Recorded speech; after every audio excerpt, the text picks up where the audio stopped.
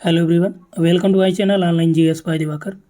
उम्मीद है आप सभी लोग अच्छे होंगे। तो इस वीडियो में हम लोग बात करने वाले हैं दिसंबर 2020 और जून 2020 का आपका जो पेपर जून 2021 का आपका जो पेपर हुआ था फर्स्ट शिफ्ट का, उसको हम लोग सॉल्व कर रहे हैं और डिटेल में सॉल्व कर रहे हैं। कुछ ऐसे प्रश्न हैं जिसमें जैसे अभी आपका इसमें आएगा परिवहन मॉडल, नेटवर्क मॉडल, तो वो बहुत ज़्यादा यहाँ पर डिटेल हम लोग नहीं कर पाएंगे।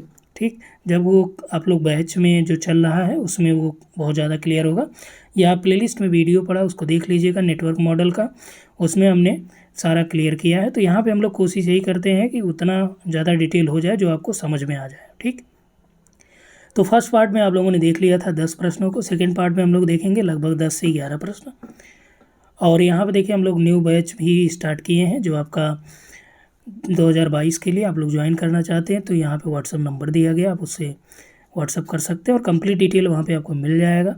साथ ही साथ यहाँ पे देखिए प्लेलिस्ट में ढेर सारे वीडियोज़ अवेलेबल हैं। यदि आप देखना चाहते हैं तो आप निश्चित तौर पे देखिए। यहाँ पे अलग से प्लेलिस्ट में NTA NET 2022 भी बना दिया गया है जहाँ पे लगभग 150 के आसपास वीडियोज़ हैं। साथ ही साथ जियोमॉर्फोलॉजी का, ज्योग्राफिकल थॉट का और आपका ओशनोग्राफी का सारा कुछ यहाँ पे प्रैक्टिस सेट अवेलेबल है, प्लेलिस्ट में है। तो आप लोग उसे देख सकते हैं, प्रैक्टिस कर सकते हैं। यहाँ पे टेस्ट सीरीज़ भी अवेलेबल है। ठीक, तो चूँकि पेड ग्रुप में आपका एक टॉपिक टू टॉपिक सीरियल से चलता है और आप लोगों का मन भी लगता है। जब आप फ्री में पढ़ते हैं तो आपका थोड़ा सा मन भी नहीं लगता है। ठीक, तो हालांकि ऐसे बैचेज उपलब्ध कराए जाएंगे आगे। जो है आपका टेलीग्राम पे जो टेस्ट होगा वो फ्री कराया जाएगा। और साथ ही साथ ये जो आपका चल रहा है सॉल्व पेपर, इसको हम लोग देखिए यहाँ पे टाइप करने में थोड़ा सा समय लगता है, हालांकि टाइप हो चुका है टोटल प्रश्न। इसको PPT बनाने में थोड़ा सा इशू आता है, इसलिए एक साथ कई प्रश्न नहीं हो पा रहे हैं।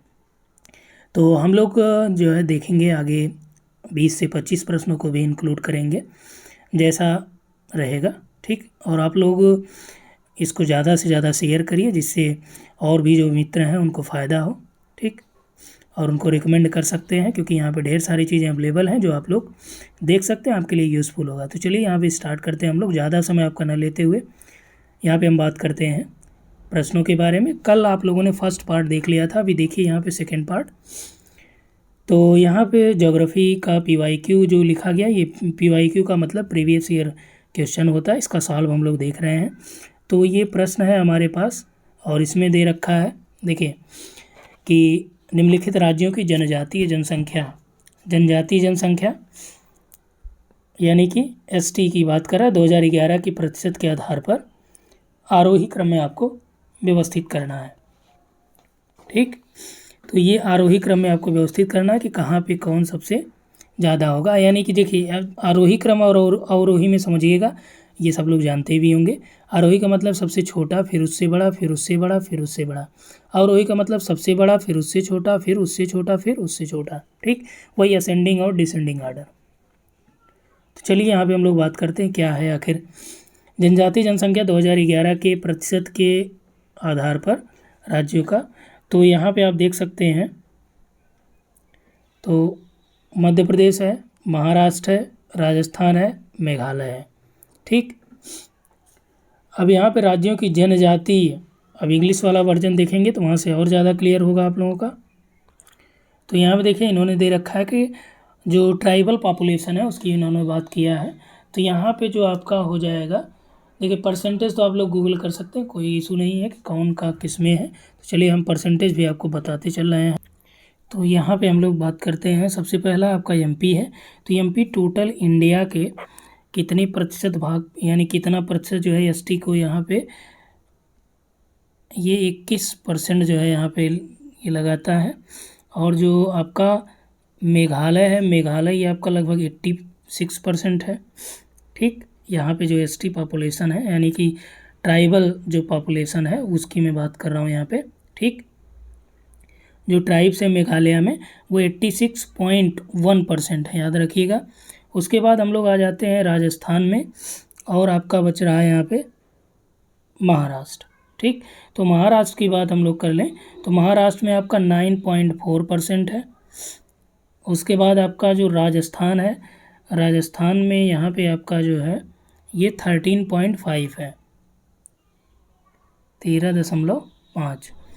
अब इससे आप आरोही निकाल लीजिए। आरोही यानी कि सबसे कम आपका हो गया 9.4 यानी कि महाराष्ट्र। ठीक, उसके बाद दूसरे नंबर पे राजस्थान, तीसरे नंबर पे आपका एमपी, चौथे नंबर पे मेघालय। यानी मेघालय में सबसे ज़्यादा जो ट्राइबल पॉपुलेशन है, ठीक, अकॉर्डिंग टू 2011। ठीक, यानी कि जो 2011 का जो सेंसस है उसके अकॉर्डिंग की यहाँ पे बात की जा रही है। क्लियर हुआ यहाँ तक? ठीक, यहाँ पे इन चारों विकल्पों में सर्वाधिक है। अब सर्वाधिक जो परसेंटेज वो आप जानते हैं मिजोरम में है। ठीक, तो यहाँ के अकॉर्डिंग आपका राइट आंसर हो जाएगा BCAD, यानी तीसरा जो ऑप्शन है। ठीक, यही ऑफिशियल आंसर भी रहा है। और यहाँ पे देखिए हम लोग ऑफिशियल आंसर से ही बात करेंगे, कहीं कोई इशू आता है तो भी आपको कौन सा देखना होगा, ऑफिशियल आंसर। यहाँ पे देखिए विकल्प नंबर 2 है, विकल्प नंबर 4 है। ठीक, अगला देखिए इसमें दिया है कि निम्नलिखित में से किसने मेंटल मैप की अवधारणा को विकसित किया है। P Gould, R White and Lynch है, हमबोल्ड, रिटर पास्कल है, सैम्पुल हंटिंगटन है, बोल्डिंग और अगरस्टैंड है। ठीक, तो यहाँ पे जो आपका मेंटल मैप होता है इसकी अवधारणा को किसने विकसित किया है। तो मेंटल मैप एक प्रकार का ऐसा मानचित्र है, जैसे आप कहीं जाते हैं, किसी लोकेशन पे जाते हैं, कोई लैंडफॉर्म देखते हैं, या यदि आपको उस लैंडफॉर्म के बारे में पहले से जानकारी है तो उस लैंडफॉर्म के लिए आपके दिमाग में एक जो ही नाम लिया जाएगा, जैसे जलप्रपात की बात की गई, ठीक, या नहीं आप जलप्रपात देखे हैं, नदी की बात की गई, तो आपके दिमाग में एक उसका इमेज आ जाता है। ठीक, या किसी व्यक्ति के बारे में, जिस व्यक्ति को आप जान रहे हैं, या मान लीजिए PM के बारे में बात करें, PM मोदी जी, तो आपके दिमाग में क्या आ जाएगा कि मोदी जी हैं जिनकी अभी जो है वाइट कलर की दाढ़ी उगाई है लंबी लंबी। ठीक, तो ये एक मेंटल मैप की मैं बात कर रहा हूँ, ऐसा नहीं। ठीक, जैसे योगी जी की बात करेंगे कि भगवा धारण करते हैं, तो इस तरह से हर एक आदमी की अपनी क्या होती है, विशेषता होती है, उसके लिए आप उसको पहचानते हैं। तो यही क्या है, उस आपके दिमाग में उस व्यक्ति के लिए जो एक मानचित्र बन जाता है, फिगर बन जाता है उसके नाम लेने पर, वही आपका मेंटल मैप है। इस अवधारणा को विकसित करने का जो श्रेय है ये जाता है पीटर गोल्ड और वाइट लिंच को। ठीक, किसको जाता है, पीटर गोल्ड, वाइट लिंच को। तो विकल्प 1 आपका यहाँ पे सही हो जाता है। ठीक, ये बहुत बार प्रश्न आपसे पूछा गया है, चाहे आप PhD देने जाइए, PhD का जो एंट्रेंस एग्ज़ाम है उसकी मैं बात कर रहा हूँ, या कोई असिस्टेंट प्रोफेसर। देखिए UGC का प्रीवियस ईयर निश्चित तौर पे आप देख के जाइए, क्योंकि यहीं से मैक्सिमम प्रश्न आपसे पूछ लिए जाएंगे। चलिए हम बात करते हैं आगे। 13 नंबर प्रश्न दिया है कि बाह्य सतह के 1 वर्ग सेंटीमीटर समतल पर प्रति मिनट जो सौर विकिरण प्राप्त होता है वह क्या कहलाता है। यहाँ पे देखिए ये 4th ऑप्शन परावर्तन है, सेकंड वाला सौर स्थिरांक है, फर्स्ट वाला संवहन है और थर्ड वाला अवशोषण है।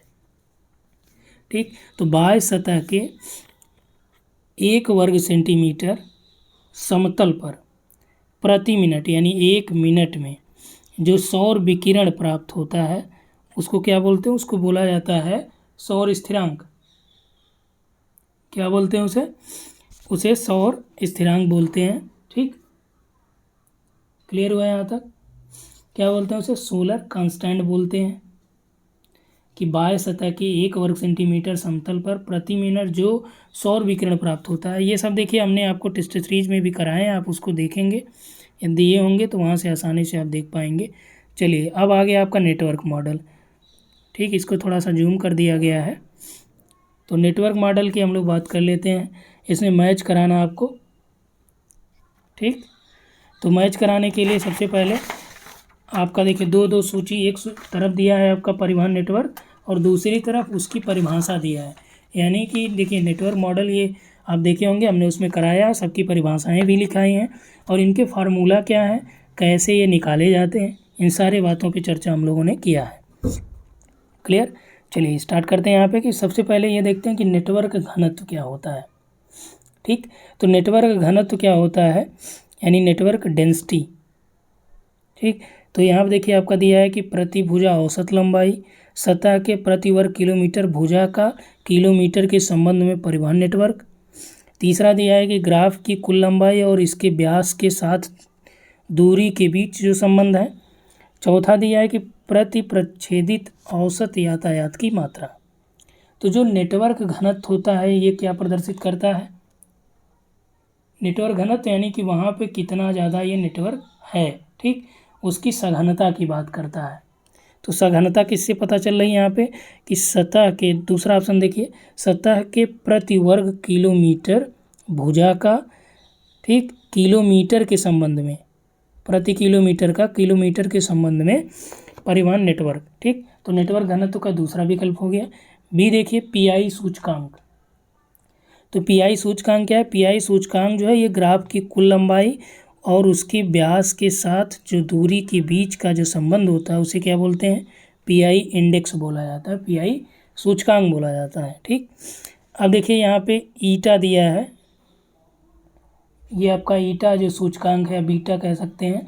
तो ये आपका क्या है कि ये प्रति भुजा जो औसत लंबाई है, ये आपका ईटा इंडेक्स है। और थीटा जो है ये क्या है? तो थीटा ये आपका प्रतिच्छेदित औसत यातायात की मात्रा, ठीक, थीटा। और इसी को अलग अलग रूपों में भी देखिए, अल्फ़ा, बीटा, गामा, ये भी आप देखेंगे, इस पे आधारित आपसे प्रश्न भी पूछे गए हैं। तो यहाँ पे आपका जो विकल्प हो जाएगा, ए का 2, बी का 3, सी का 1, डी का 4, यानी डी आंसर जो है आपका यहाँ पे राइट हो जाता है, ठीक। चलिए नेक्स्ट हम लोग देखते हैं यहाँ पे 14 नंबर प्रश्न है कि पेडीमेंट संरचना के पार्श्वीय समतलन सिद्धांत, पेडीमेंट संरचना के पार्श्वीय समतलन सिद्धांत का प्रतिपादन किसने किया? यानी कि लेटरल प्लानेशन थ्योरी, ठीक। ये आपका पार्श्वीय समतल सिद्धांत यानी lateral planation theory of pediment formation was propounded by, किसने इसको प्रोपाउंड किया, किसने स्थापित किया? डेविस हैं, एरिस्थोपेन है, गिलबर्ट हैं, सी डार्विन है। तो कौन है? तो ये आपका जो पार्श्विक समतलन सिद्धांत है, इसको देखिए आपको जियोमॉर्फोलॉजी में कराया गया है। लेक्चर नंबर 19 आप देखेंगे, वहाँ पे इसके बारे में लिखा गया है, ठीक, जो जियोमॉर्फोलॉजी का है। तो ये देखिए जी के गिलबर्ट महोदय, इन्होंने लेटरल प्लानेशन थ्योरी की बात की थी पेडीमेंट फॉर्मेशन के लिए, ठीक। चलिए नेक्स्ट हम लोग आते हैं 15 नंबर पे। इसमें दिया है अलग अलग वनस्पतियों के नाम दिया है, ठीक। और इनको कहा है कि वनस्पतियों के स्तर को उनकी ऊंचाई के आधार पर, यानी उनकी जो ऊंचाई है उसके आधार पर आरोही क्रम में, यानी सबसे छोटी, उससे बड़ी, फिर उससे अधिक ऊंचाई वाली, फिर उससे अधिक ऊंचाई वाली, ठीक। तो यहाँ पे आप देख सकते हैं अलग अलग नाम भी दिया है, इंग्लिश में आप देख लीजिए। तो प्रभावी स्तर को बोलते हैं डोमिनेंट लेयर, ठीक। साकेय स्तर को बोलते हैं हर्बेशियस लेयर, और आपका सह प्रभावी स्तर को बोलते हैं कोडोमिनेंट लेयर, ठीक। और आपका जो इसके बाद है भू स्तर, यानी कि इसे क्या बोलते हैं? ग्राउंड लेयर, ठीक। तो आप जानते हैं ऊंचाई के आधार पर आरोही क्रम में व्यवस्थित करना, सबसे नीचे कौन सा आ जाएगा? सबसे पहले तो आपका भू स्तर ही आ जाएगा, जो ग्राउंड लेवल की वनस्पति हैं, ठीक। तो यहाँ पे आप देखिए एलिमिनेशन मेथड से चारों विकल्प से आप ढूंढिए। तो आरोही क्रम में सबसे नीचे आपका ग्राउंड लेवल पे आ जाएगा। तो 2 विकल्प तो आपके कट गए क्योंकि इसमें आगे डी नहीं है, ठीक। अब बचा 2, एक दिया है कि डी के बाद सी, यानी कि सप्रभावी है, ठीक। उसके बाद आपका दिया है कि साकेय स्तर। तो जैसे ग्राउंड लेवल से ऊपर आएंगे तो क्या होगा, किस प्रकार की वनस्पति देखने को मिलेगी? वहाँ पे हर्बेशियस जो लेयर की वनस्पति है वो देखने को मिलेंगी। उसके ऊपर आएंगे तो फिर क्या होगा? उसके ऊपर आने पे आपको जो है सप्रभावी स्तर की, और सबसे ऊपर आपका डोमिनेंट लेयर जो वनस्पतियों का है वो दिखेगा, यानी कि जो सबसे ज़्यादा प्रभावशाली हैं। साकेय का मतलब जो साग सब्जियों वाली आप कह सकते हैं, लेकिन यहाँ वनस्पतियों की बात की गई है तो उसी के अनुरूप जो पत्तियाँ वगैरह होती हैं, ठीक। तो यहाँ पे इसके अकॉर्डिंग हम लोग देखेंगे DBCA यहाँ पे राइट आंसर हो जाएगा, ठीक। चलिए 16 नंबर पे देखते हैं। यहाँ पे दिया कि निम्नलिखित क्षेत्र समूहों में किसमें वर्तमान में बौद्ध धर्म का स्थानिक वितरण संकेंद्रित है? अब देखिए ये आपका किस टॉपिक से है? ये आपका सामाजिक संस्कृति भूगोल से है, ठीक, कल्चरल ज्योग्राफी से है। तो यहाँ पे आप देखिए कि यहाँ पे पूछ रहा है कि बौद्ध धर्म के बारे में, कि बौद्ध धर्म जो है वर्तमान में इसका जो स्थानिक वितरण वो कहाँ पे सेंट्रलाइज्ड है, यानी कहाँ पे कंसंट्रेटेड है, ठीक। इसका जो डिस्ट्रीब्यूशन है किसका? बुद्धिज्म का। तो विकल्प आपके पास है चीन, तिब्बत, कोरिया, साइबेरिया। दूसरे नंबर देखिए दक्षिण पूर्वी एशिया है, तिब्बत है, मंगोलिया, जापान है। तीसरे पे आपका उत्तरी चीन है, उत्तरी भारत है, चीन है, दक्षिण पूर्वी एशिया है। चौथे नंबर पर देखिए तिब्बत है, भारत है, मध्य पूर्व जापान है। ठीक, तो यदि हम लोग बात करें कि बुद्धिज़्म का जो कंसंट्रेटेड एरिया है वो कौन सा है, तो इस हिसाब से आपको क्या लग रहा है कि जो स्पेशलाइजेशन इसका है या स्पेशियल डिस्ट्रीब्यूशन है इसका, वो देखिए आपका तिब्बत में दलाई लामा जो है, लामा जो है ये पूरी तरह से बुद्धिज़्म ही है। ठीक, मंगोलिया में भी है, जापान भी बुद्धिस्ट ही है। ठीक, जब आप कभी सारनाथ जाएंगे वहाँ पे मैक्सिमम आपको बुद्धिस्ट जो मिलेंगे वो जैपनीज या कोरियाई, ठीक, या आपका तिब्बती, ये सब वहाँ पे ज़्यादा मिलते हैं। दक्षिण पूर्वी एशिया में भी आपका बुद्धिज़्म का विस्तार है। ठीक, तो इस हिसाब से जो आपका ज़्यादातर सही उत्तर है ये हो जाता है 2 नंबर का, यानी दक्षिण पूर्वी एशिया, तिब्बत, मंगोलिया और जापान। ठीक, चलिए नेक्स्ट देखते हैं हम लोग 17 नंबर का जो प्रश्न है। इसमें आपका दिया गया है कि निम्नलिखित में से कौन सा कथन तरंगों के बारे में सही नहीं है। याद रखिएगा जो गलतियाँ होती हैं वो सही नहीं वाले में होती हैं। कई बार आपको दिखता है हाँ ये सही है, आप उसको खटाक से आंसर में देते हैं, तुरंत लगा देते हैं। ठीक, तो ये चीज़ें आपको यहाँ पे इन चीज़ों से बचना पड़ेगा। तो ये चीज़ें आपको ध्यान देनी है कि कौन सा इसमें पूछ रहा है। इसमें पूछ रहा है कि following statement is incorrect regarding waves. ठीक, वेव्स है यानी तरंगे। ये देखिए दिया है कि तरंग की ऊंचाई तरंग की ऊर्जा की संकेतक नहीं है। अब देखिए स्टेटमेंट में ही नहीं दिया है, जबकि क्या है तरंग की ऊंचाई, जितनी ऊंची तरंग जाएगी तो ये उसके ऊर्जा को प्रदर्शित करती है। ठीक, ज़्यादा एनर्जी रहेगी तभी तो आदमी उछले कूदेगा, नया जोश है, नया खून है, तभी तो आप उछाल मारेंगे या उछाल कूद करेंगे। लेकिन जो यहाँ पे दे दिया है क्या, इसमें इन्होंने दिया है कि नहीं है, तो जब नहीं ये नेगेटिव पहले से ही है तो इनको छोड़ दीजिए कि wave height is not indicator of wave energy, जबकि वो क्या है कि wave height is indicator of wave energy. तो यहाँ पे नहीं दिया है तो ये आपका पहले तो यही हो गया, सही नहीं है। दूसरा देखिए तरंग की ऊंचाई तरंग की शक्ति द्वारा नियंत्रित होती है, तो ये सही है आपका, क्योंकि जो वेव की हाइट होती है वो किसके द्वारा कंट्रोल होती है, जो विंड स्ट्रेंथ है। ठीक, यानी कि जो तरंग की ऊंचाई है वो विंड स्ट्रेंथ के द्वारा कंट्रोल की जाती है या वेव स्ट्रेंथ है। ये देखिए इंग्लिश में आप देखेंगे कि ये जो आपका तरंग दिया है इंग्लिश में आपको यहाँ पे मिल जाएगा विंड स्ट्रेंथ, यानी कि वायु की जो शक्ति है उसके द्वारा केंद्रित होती थी। ये भी आपका ठीक है। उसके बाद देखिए यहाँ पे जो दे रखा है नेक्स्ट वाला आपका कि खुले जल की दूरी, ठीक,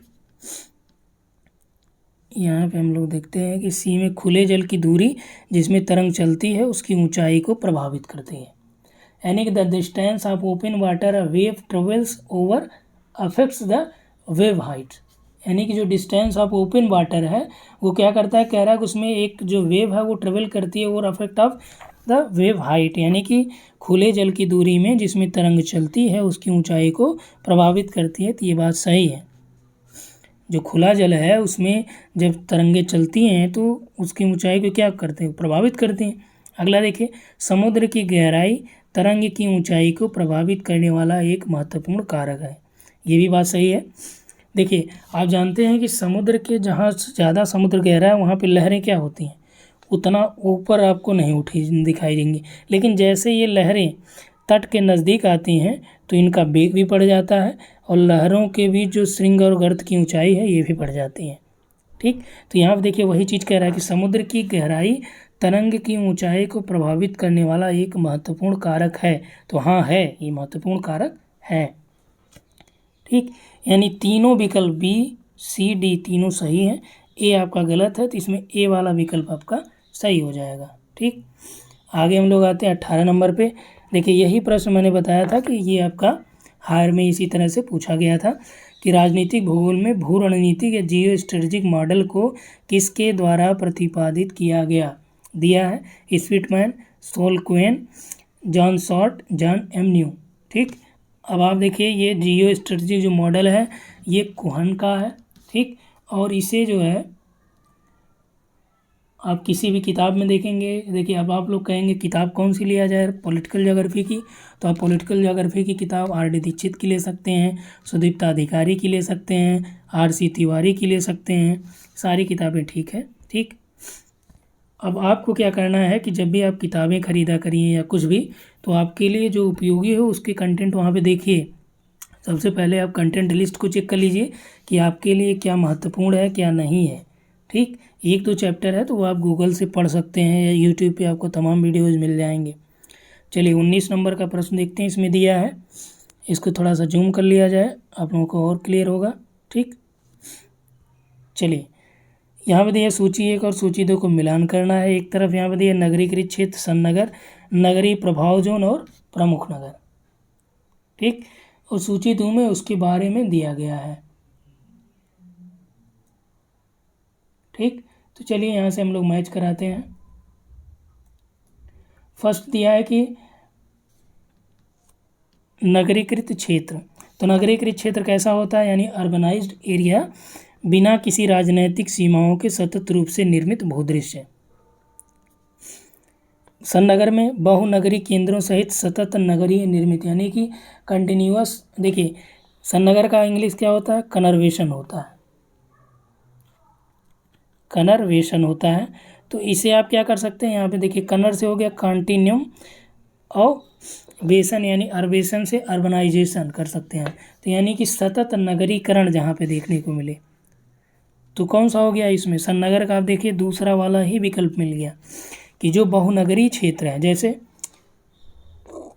आप किसी सिटी की बात करें, जयपुर सिटी को ले लीजिए, दिल्ली को ले लीजिए, या मैं बात करूँ इलाहाबाद शहर का, तो इलाहाबाद शहर से जैसे देखिए आप मान लीजिए बनारस की तरफ जा रहे हैं, कानपुर की तरफ जा रहे हैं, लखनऊ की तरफ जा रहे हैं, तो जैसे आप देखते हैं कि जैसे आप इलाहाबाद से निकलें, ठीक, यहाँ पे पड़ता है आपका झूंसी, झूंसी अंदामा से जैसे आप आगे निकलेंगे तो आपको मिलेगा कि वहाँ पे भी ये मेन सिटी का एरिया नहीं है, लेकिन जैसे नगर निगम का क्षेत्र तो आता है उसके अंतर्गत, लेकिन यहाँ पे भी आपको नगरीकरण देखने को मिलेगा।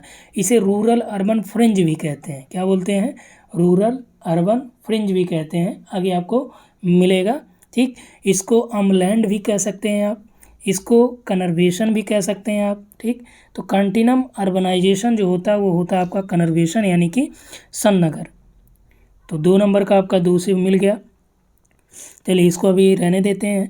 आगे आप देखिए नगरीय प्रभाव जोन, तो नगरीय प्रभाव जोन क्या है, यानी कि अर्बन इन्फ्लुएंस जोन क्या है कि वह नगर जिसकी जनसंख्या दूसरे क्रम के नगर की जनसंख्या से बहुत अधिक हो, यानी कि दुगुना से भी अधिक हो। तो ये जाहिर सी बात है कि नगरीय प्रभाव जोन क्या हो गया कि वह नगर जिसकी जनसंख्या दूसरे क्रम के नगर से बहुत अधिक होती है, इसीलिए ये नगर क्या हो जाएगा, ये बड़ा नगर हो जाएगा, ये नगर छोटा हो जाएगा, तो ये इसके इन्फ्लुएंस में आ जाएगा या इसका जो ये प्रभाव जोन होगा। ठीक, तो ये जाहिर सी बात है कि यानी कि ये भी आपका सी का ये मिल रहा है। फिलहाल आगे हम लोग देखते हैं कि 2 चीज़ें इसमें हैं। देखिए प्राइमेट सिटी की भी हम लोग बात करेंगे, यहाँ पे दुगुना से जो अधिक दिया ये आपका प्राइमेट सिटी हो जाता है। और नगर के बाहर बहुत अधिक नगरीय प्रभाव वाला क्षेत्र, ये वाला आपका नगरीय प्रभाव क्षेत्र होगा। देखिए जो हमने अभी यहाँ पे बात किया कि एक बड़ा नगर होगा, इसका जो प्रभाव क्षेत्र है, और जो दुगुना है तो दुगुना यदि आप देखिए यहाँ पे प्राइमेट सिटी ना देता, ये विकल्प ना देता, तो आपका सी वाला तीसरे से हो जाता। ठीक, क्यों हो जाता, क्योंकि इसमें एक नगर में अधिक जनसंख्या दूसरे में उससे कम है, तो ये मान सकते हैं कि ये इसके प्रभाव क्षेत्र में आएगा क्योंकि ये दूसरे क्रम का नगर है। ठीक, तो प्रभाव क्षेत्र जो प्राइमेट सिटी की यहाँ पे बात की गई है, तो प्राइमेट सिटी में क्या होता है, इसमें जैसे आप फार्मूला देखे होंगे इसका, ठीक, कि जिस क्रम का ये नगर है प्रथम नगर जो है, इसमें आपका जिस क्रम का, जैसे दूसरे क्रम का दूसरे से आप भाग दे दीजिए, तो आपका जिस क्रम का ये नगर है, जैसे सेकंड क्रम का है, तो आप दूसरे क्रम में प्राइमेट सिटी में मान लीजिए 50,000 पॉपुलेशन है। ठीक, आपको सेकंड क्रम का नगर निकालना है, तो आप क्या करेंगे कि दूसरे नंबर पे निकालना, 2 से भाग दीजिए, तीसरे नंबर 3 से भाग दीजिए, चौथे नंबर पे 4 से भाग दीजिए। ठीक, तो वो उस क्रम के नगर की पॉपुलेशन मिल जाएगी। तो ये प्रश्न आपसे कई बार सॉल्व करने के लिए भी देगा। तो यानी कि ये प्राइमेट सिटी आपका तीसरे में हो गया, नगरीय प्रभाव जोन चौथे में हो गया, सन नगर इसमें हो गया, तो ये आपका फर्स्ट में हो गया। इस हिसाब से ए का 1, बी का 2, सी का 4 और डी का 3 हो जाएगा। ठीक, कई चीज़ें ये भी देखना पड़ता है कि जब आपको अगला जो एग्ज़ाम होगा उसमें ये हो सकता है, जैसे जो प्रश्न इसमें से बनाए जाते हैं ज़्यादातर, इसमें मान लीजिए कि कुछ विकल्प हटा दिए उसके बाद उसको ऐड करते हैं। अगला प्रश्न देखिए आपके लिए काफ़ी महत्वपूर्ण होने वाला है। जनसंख्या से रिलेटेड जो सिद्धांत हैं उससे संबंधित ये सवाल है, और इसमें पूछ रहा है कि जनसंख्या वृद्धि के माल्थस के सिद्धांत का उल्लेख करते समय माल्थस द्वारा निम्नलिखित में से कौन से कथन सही नहीं माना गया। अब देखिए, सही तो आप याद कर सकते हैं, लेकिन कौन सा गलत माना गया, इसके लिए आपको क्या करना है, उस सिद्धांत के बारे में आपको पूरी जानकारी होनी चाहिए। यदि आपको उस सिद्धांत के बारे में पूरी जानकारी नहीं है तो ये आप नहीं कर सकते। क्यों? क्योंकि आपको 3 विकल्प इसमें गलत करने, चौथा जो आपका सही नहीं है उसको सही मानना है। यदि यहीं पे सही की बात करता तो आपको जानना ही नहीं, आप केवल सिद्धांत पढ़े हैं, थोड़ी जानकारी तो आप कर सकते हैं। ठीक, तो इस तरह के जो प्रश्न है वो थोड़ा उलझाने वाले होते हैं। पहला विकल्प देखिए, खाद्यान्न आपूर्ति में अंक गणितीय अनुपात में वृद्धि होगी जबकि जनसंख्या में ज्यामितीय अनुपात में वृद्धि होगी। तो ये बात सही है। तो देखिए, अंक गणितीय अनुपात का मतलब ये होता है कि 1 के बाद 2, 2 के बाद 3, 3 के बाद 4। आपने अर्थमेटिकल श्रेणी पढ़ा होगा। ठीक, और जबकि ज्यामिति में क्या होता है, ज्यामिति में जैसे 2 है तो 2 अगली बार क्या होगा, 4 होगा, फिर क्या होगा, 8 होगा, फिर क्या होगा, 16 होगा। तो इस तरह से पॉपुलेशन बढ़ी।